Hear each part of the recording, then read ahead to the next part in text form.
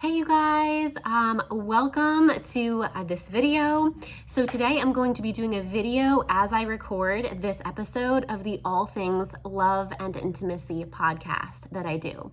So typically I just record my podcast and it's available on Spotify and iTunes. But today I'm going to be doing the YouTube video, so you get to see me recording the podcast. So you're going to see a little bit of the raw, organic, uncut version where sometimes I have to pause my podcast audio. But I wanted to make a YouTube video so you get to see me. I actually just changed the color of my hair. So if you have seen past videos, it was pink and purple, and now it's like a teal and like a little bit of purple at the ends. But today we're going to be talking about high conflict couples, this fight cycle where when you have really good moments, they're awesome. And then when you have really, really tough moments, you're like on opposite planets. So you're going to watch me dive into this episode.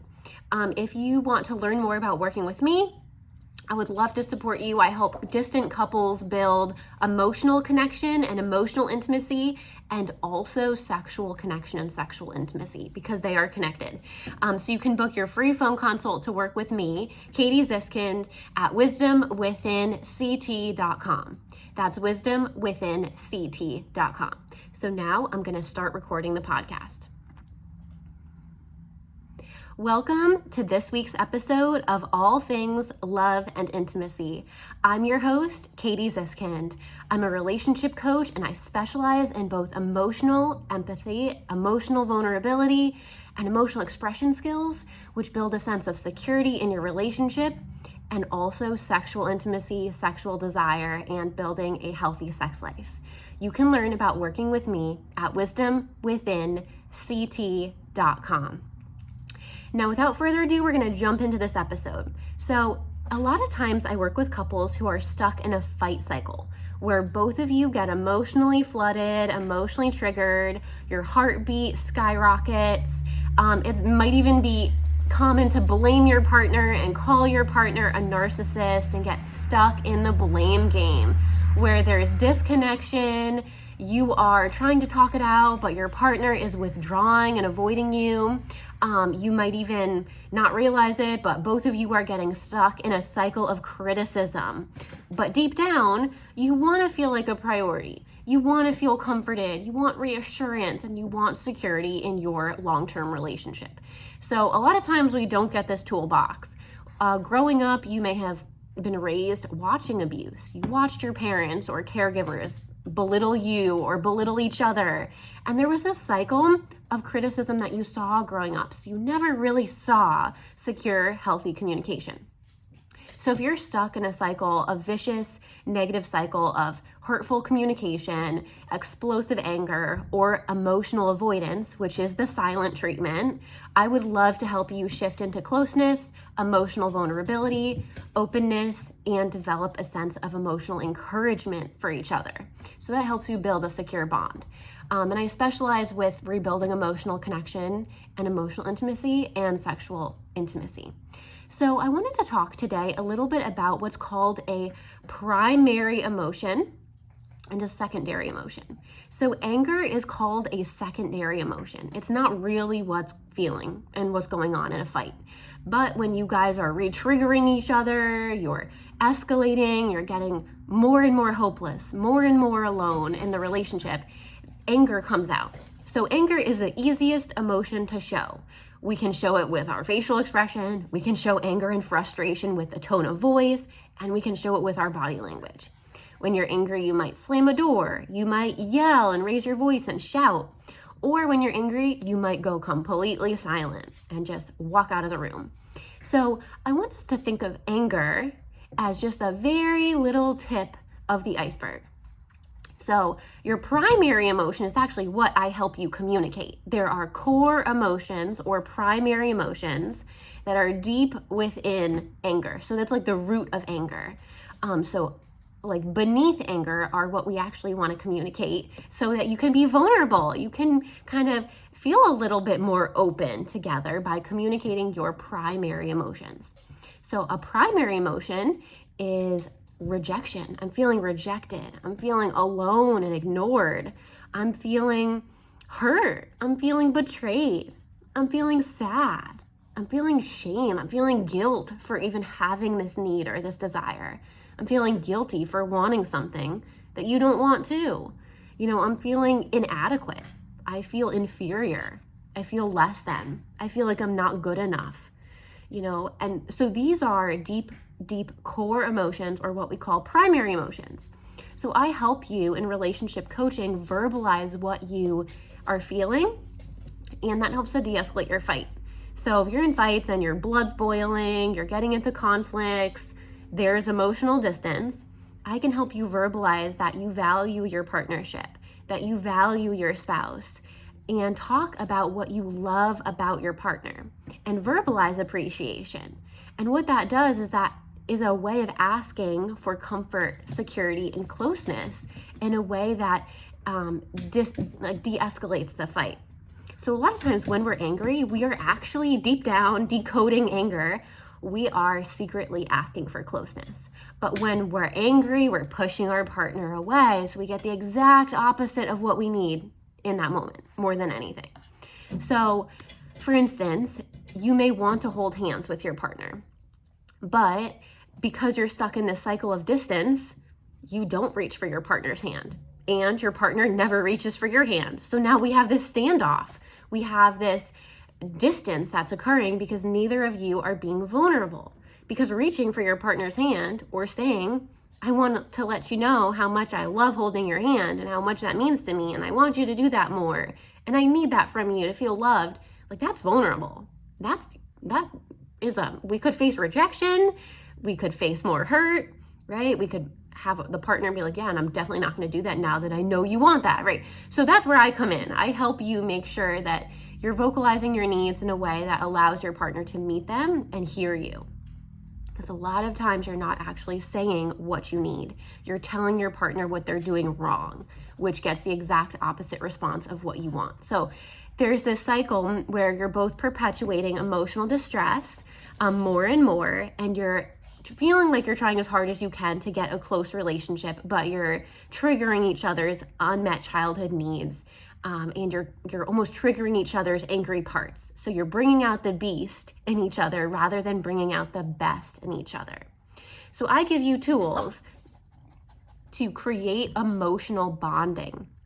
So what this does is it builds security and closeness and helps you love each other more deeply, rather than perpetuating hopelessness and frustration and anger. So deep down, we all want to feel close to a romantic partner. We all want to feel appreciated. We all want to feel desired and attractive and wanted and special and significant. We all deserve those things and we all want that. But let's say you and your partner are stuck in this cycle of you feeling sexually rejected and your partner avoiding sex.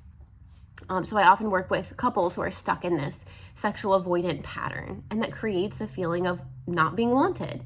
If you want sex and your partner doesn't want sex, you'll feel a lack of desire. You'll feel unwanted. You might even feel guilty for wanting to be seen as a sexual being, and guilty for wanting that when your partner doesn't want that. So that creates a cycle, and you just heard my puppy barking in the background. But part of this is looking at your childhood experiences. So how did you and your partner see a marriage shown to you growing up? What did you observe? What did you witness? Maybe you both saw disconnection. Maybe you saw your parents or caregivers, talk down to each other. Perhaps you saw a lack of affection. You never saw your parents kiss, or you never saw your parents hold hands. So you never really got that role modeling. So that's a piece of this. And then also we have to look at expressing needs. So it's really important to kind of dig deeper than anger. So hopefully from this podcast episode, you can start to think about breaking that hostile, tense cycle. And more importantly, being vulnerable, which is scary, but being emotionally vulnerable is risky, right? There's a little bit of risk in that, but it is really important because it helps to de-escalate the cycle. So you're actually going to be saying your core emotions or your primary emotions over just being, angry or stonewalling or not talking. So criticism really creates a sense of hopelessness and frustration, and it damages you as a person because you're not using effective communication skills, and it builds a wall up of self-protection. And then it also hurts your marriage. So criticism, defensiveness, stonewalling, the silent treatment, avoiding conflict, not talking, acting and reacting from a place of being emotionally flooded. All of these will harm your marriage and harm your couple bubble. So let's talk for a minute about the fight, flight, or freeze response. So when you're emotionally flooded, which is when anger and frustration come into your being, you become emotionally flooded. So you are literally like a tsunami of anger has come into your brain, and that it needs to be attended to. We need to pay attention to that because a lot of times couples get stuck in this blame game of calling each other narcissists, but it's really because you're emotionally flooded and you're not feeling secure, and we need to really work on eliminating verbal abuse in your fights. So I can help you work towards healthier interaction styles and developing a more secure, emotionally attuned bond. But when you're in fight, flight, or freeze, you will say things that are cruel, and you will say things that you don't mean. Both of you will be emotionally struggling to regulate yourselves, and you will be hurting each other if you do say things. So it's a known fact. When you're in fight, flight, freeze, it's going to be a battleground. So try not to say anything to your partner when you're in fight, flight, freeze, and say, I'm feeling so flooded right now. I'm going to say something I don't mean, and I need to clear my mind. So I'm going to use one of my positive coping strategies. It's really important to understand that speaking from a place of criticism, defensiveness, stonewalling, belittling your partner, constantly questioning your partner, telling your partner what to do, creates a cycle of rejection, avoidance, anger, and damages not only your emotional connection, but also your sexual intimacy and your sexual connection. So if you want to improve your sex life, you have to start feeling emotionally safe and emotionally connected to your partner versus getting stuck in this cycle. So being able to talk about your sexual fantasies, your sexual urges, means building emotional reassurance and understanding your partner's deeper emotional needs. So I give you a roadmap in relationship coaching to create an emotionally safe, positive interaction cycle where you both feel validated, you both feel supported, and like your needs actually matter. A lot of times couples come to me and tell me that in their last couples therapy experience with their prior coach or with their therapist, they just felt angry and they left sessions angry because they didn't actually get to the core emotions. Those primary emotions are what we actually need to get to. And that's what builds emotional connection. So there's this concept of shifting out of fight, flight, or freeze, which is when you're escalating in anger and getting kind of explosive and angry, to being emotionally responsive. So this is the opposite of the blame game. This is the opposite of criticism. Being emotionally responsive is something I can teach you how to do, but it helps to reconnect to your own sense of togetherness, unity, and bonding. So emotional responsiveness is a skill that can help you ask for comfort more effectively, and it can also help you comfort and reassure your partner, and that builds a secure bond. And this means moving beyond the narcissistic blame game and saying you're a narcissist or, blame. That's a very much blame-oriented mindset, which sometimes you get stuck in these Instagram portals, right, where you're just getting information and your mindset's kind of being shifted. So I'm here to help you open and broaden your mindset.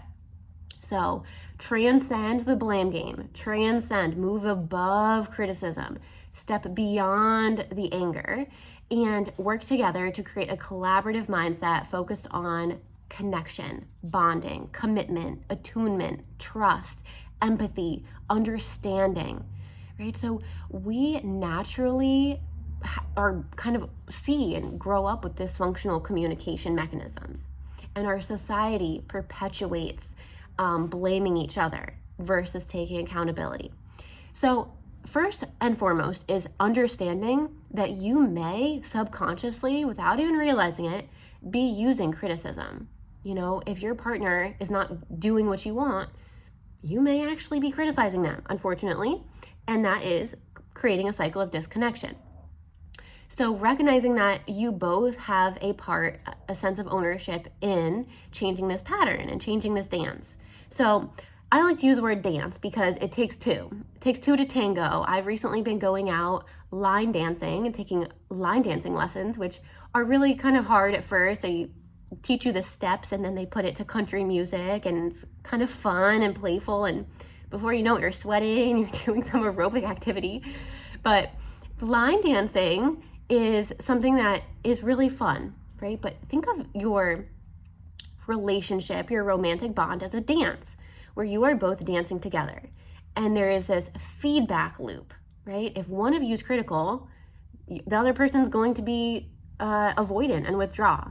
And then we have to look at ourselves. We have to look in the mirror and say, okay, if I'm yelling, this is going to make my partner withdraw.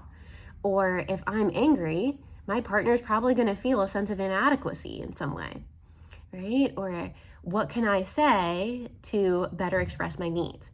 So for instance, we're going to talk about some needs today, deep down underneath this fight, flight, freeze response, because the fight, flight, freeze response is a mechanism when you've been through trauma. That response in your body has helped you get through some of the most emotionally painful times in your life and in your childhood, when your primary caregivers or your parents were not meeting your emotional needs. So that system in your body has been there to help you survive. But when your romantic partner doesn't meet your emotional need, or it feels like your partner is neglecting you or ignoring you emotionally, that fight, flight, freeze response kicks in. And then anger and avoidance are following that, right? We have a battleground, we have a standoff. So building a secure emotional bond and being emotionally vulnerable increases the respect, it increases understanding, the positive interactions you can have, and it builds security in your relationship. So we are shifting out of old coping mechanisms and shifting into nurturing, fondness, admiration, verbalizing appreciation, talking about our needs, talking about those core emotions. So when you notice yourself withdrawing, that is your fight, flight, freeze response kicking in. Or when you notice yourself shouting, that's your fight, flight, freeze response. And we want to pause and do some relaxation techniques and really reel it in. Now, when it comes to building a secure bond, we need important elements. And a secure bond is emotionally connecting and sexually connecting. So this bond, it needs trust, commitment, understanding, emotional attunement, and reassurance.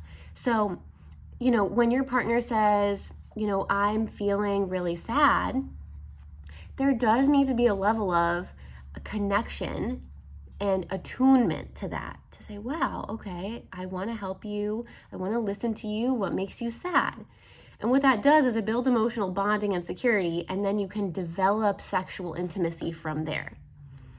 So when your partner is avoidant of sex and avoids, pulls away when you reach out and has no interest in sex, this creates ongoing disconnection. And it can lead you to feel upset, hurt, rejected, and unwanted, which is painful.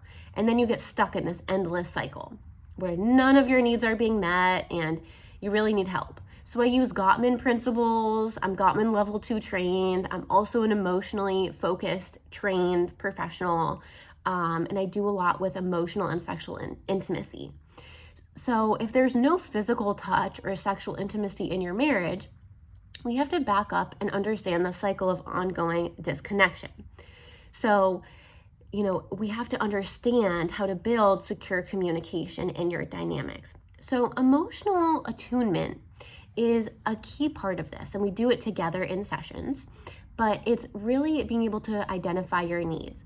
So instead of saying, you never hold my hand, or you never give me affection, or you are always rejecting me sexually, we really want to shift away from anger and arguments to emotional attunement. So that is saying, I really feel so loved when you hold my hand, or I feel so incredibly safe and connected to you when you hug me, and we get to hug and the whole world stops And I feel like it's just you and me against the world again.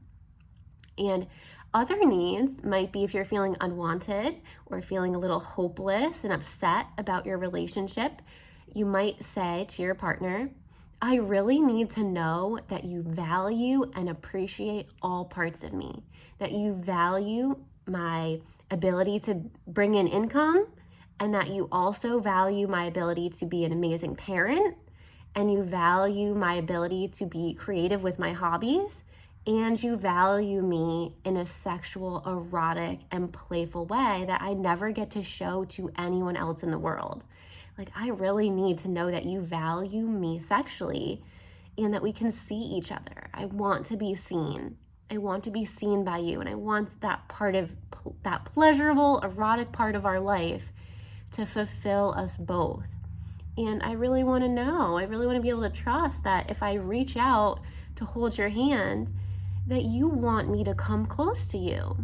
Because it hurts so much. I feel so sad when I reach out for your hand and you pull away. That's the loneliest feeling in the whole world, when you're the person that I love so deeply. So I really need to be able to know that if I reach out for you or come close, that you will want to meet my needs and create comfort together. Right? Some other needs might be, sometimes we get in this cycle of criticism where one partner is, saying all the things that need to be done, right? You need to take out the garbage. You need to move this furniture. You need to make more money. You need to make dinner. You need to take the kids to this swimming lesson. You need to do this. You need to do that, right? We get in this one person starts delegating all the needs. So the other person often feels overwhelmed, inadequate, shameful, there's a lack of equality going on. And so what we want to do in that situation, the person that's maybe feeling a little bit inadequate might say, yes, I would love to meet these needs. Like, I love our life together. I love taking the kids to these activities. I love cooking dinner. But I also really need to know that I am special to you beyond those ways. I need to know that I'm significant to you in more than just a pack mule or more than just this taxi driver. I need to know that I am special and valuable and unique and significant. And I really need to know that if I mess up or do something differently than the way that you're wanting it done, that you'll love me even if I'm not perfect. That you'll be able to be emotionally flexible and playful with me and still love me even if I don't get that long to-do list done in one day. So being able to talk about needs, right? And we're using I statements, A lot of times too, couples I work with are distant and lack emotional attunement because they are no longer verbalizing what they love about each other. So you and your partner will probably need to improve skills for admiration, fondness, verbal appreciation, gratitude, and this helps to foster a deeper connection. And this helps both you and your partner feel seen by each other. So, a need there would be, I need to be reminded on a daily basis, every morning when we wake up, that I'm special to you and the things that you specifically love about me.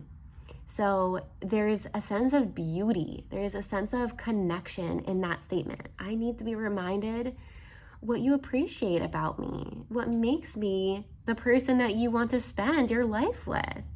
And this sense of expressing needs helps to build a secure bond.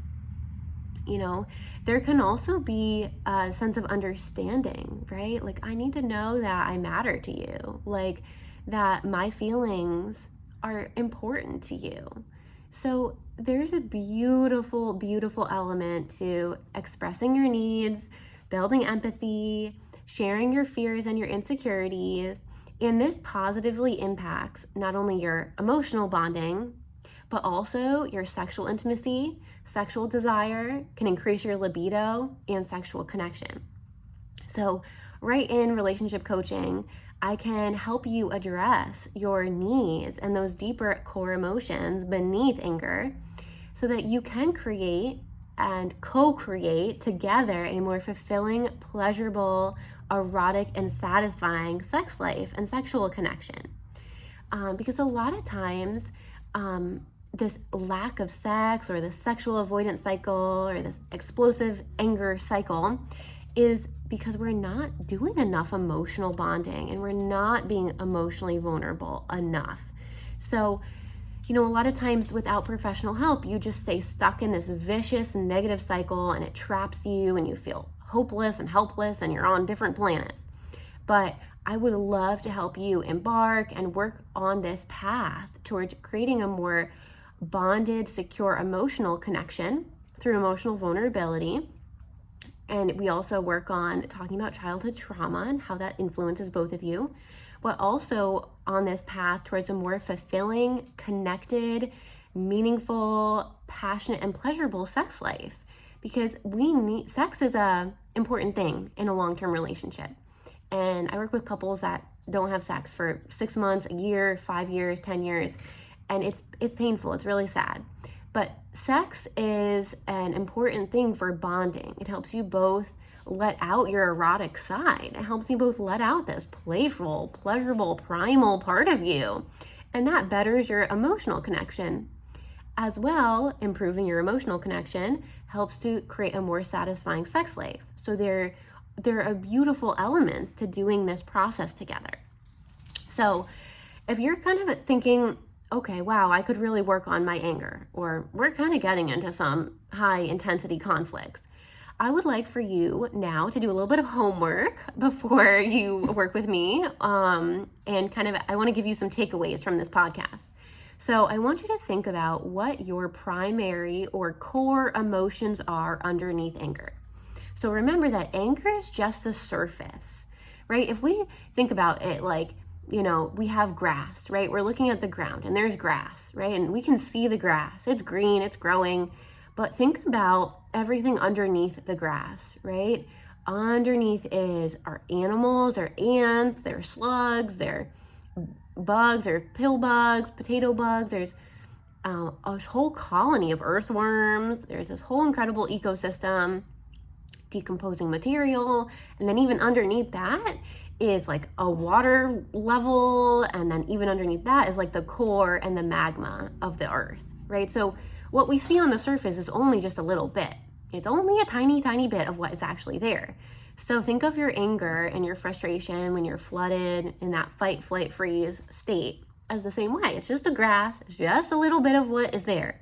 So I want you to think about for homework and as a little self-reflection activity, what your primary emotions or core emotions may be.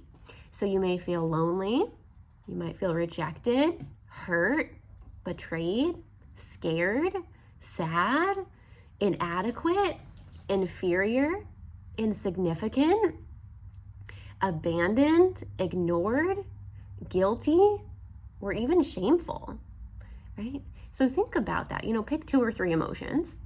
And when you're calm, try to communicate these to your partner. And when we talk about communicating needs, we're not yet on an outcome. We're not yet on fixing or problem solving.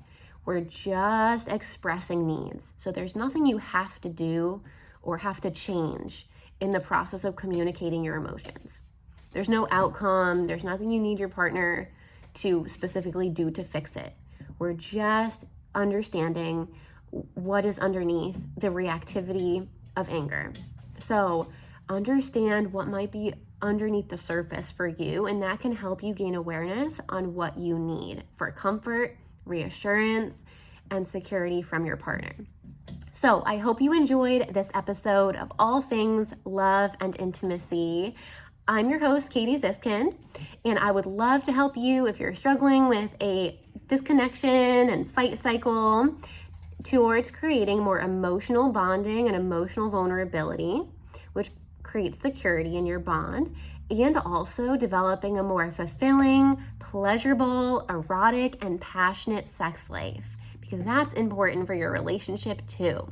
So you can book your free phone consultation to work with me at wisdomwithinct.com. That's wisdomwithinct.com. And if you've enjoyed this podcast episode, I have a small favor to ask, which is to leave a 5-star review. And you can leave a few sentences about what specifically is one of your positive takeaways from this episode. So to leave that review, you just scroll down on whichever platform you're listening to this podcast on, and there will be an area to click to leave a 5-star review and write a little blurb, a short little, paragraph about what you enjoyed most from this episode. So I hope you have a wonderful rest of your day.